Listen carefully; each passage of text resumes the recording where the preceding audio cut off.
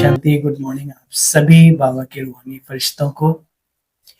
हर रोज की तरह आज पुनः आपकी सेवा में उपस्थित हुआ हूँ। बाबा की मधुर मुरली का सार अर्थात बाबा की वाणी के मुख्य मुख्य पॉइंट्स लेकर के 17 दिसंबर 2024 की सार है।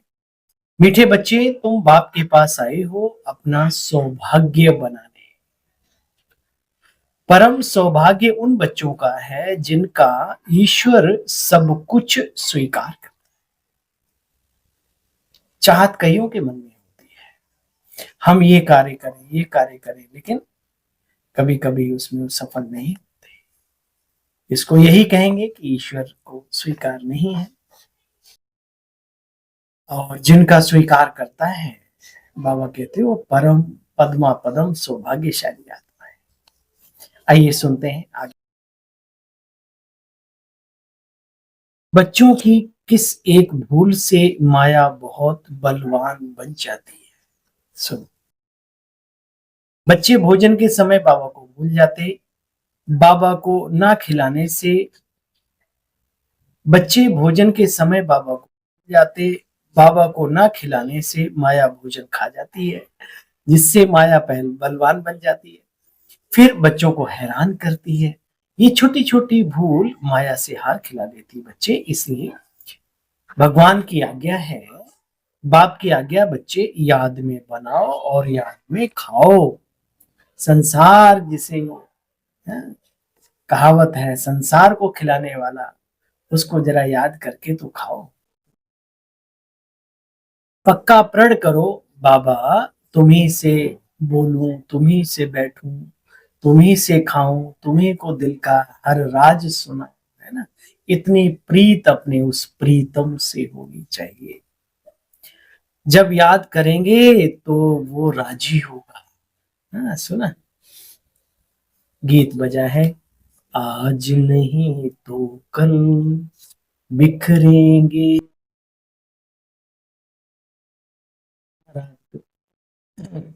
कि मुसाफिर, सुबह हुई घर चल, आज नहीं तो कल बिखरेंगे। और मोटिवेशन देता है सॉन्ग। जीवन की हर परिस्थिति में ऐसे गीत वरदान साबित होते हैं उन आत्माओं के लिए जो आत्माएं इनके अर्थ को गहराई से समझती हैं। ओम शांति। बच्चे समझते हैं हमारे दुर्भाग्य के दिन बदलकर अब सदा के लिए सौभाग्य के दिन आ रहे हैं। आ रहे हैं ना, लगता है ना आ रहे हैं। नंबरवार पुरुषार्थ अनुसार भाग्य बदलते ही रहते हैं सबके। स्कूल में भी भाग्य बदलते रहते हैं ना, अर्थात ऊंच भाग्य हो जाते हैं पढ़ाई लिखाई के बाद। तुम बच्चे अच्छी तरीके से जानते हो अब यह रात खत्म होने वाली है, दिन सुख का सूरज सुनहरा वक्त आने वाला है। बाबा ने कई बार समझाया, बच्चे बाहर कहां जाते हो तो अपने को बहुत हल्का समझो, कोई बोझ लेकर मत चलो। बाबा ने समझाया है, बाहर कहां जाते हो तो अपने को बहुत हल्का समझो।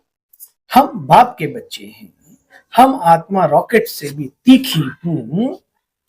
ऐसे देही अभिमानी हो, बाहर जाएंगे पैदल करेंगे तो बच्चे कभी थकेंगे नहीं।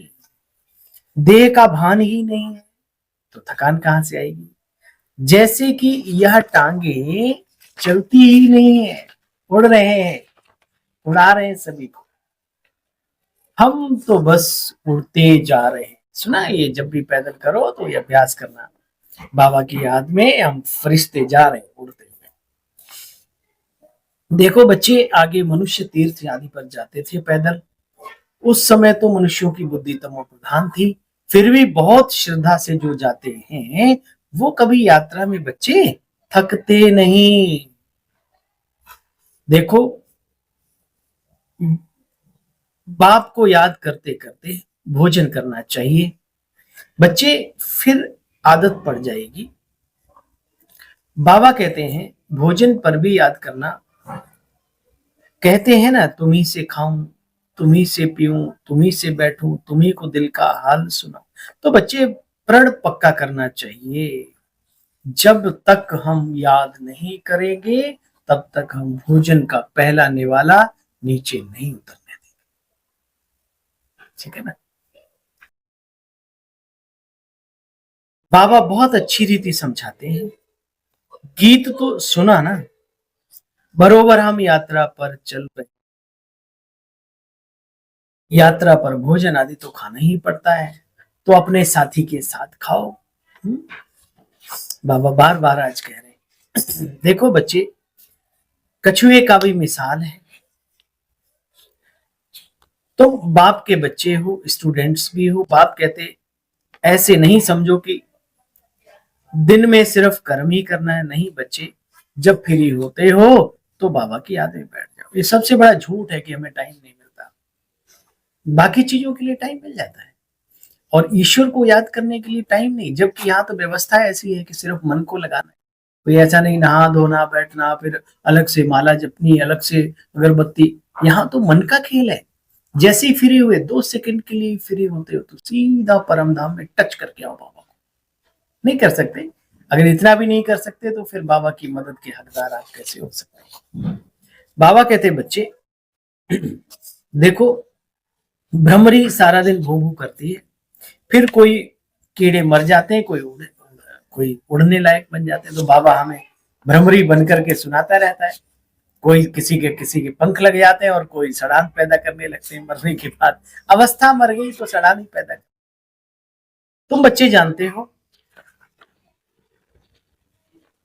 तुम बच्चे जानते हो कितने बाप के बने और कितने फिर भागवती हो गए। गायन है मानुक्ति कीवता, किए देवता करत न लागी वार। ये वही समय चल रहा है, वही टाइम, हाँ पीरियड चल रहा है कि मनुष्य को देवत्व पद की कैसे प्राप्ति कराई जाती है ना।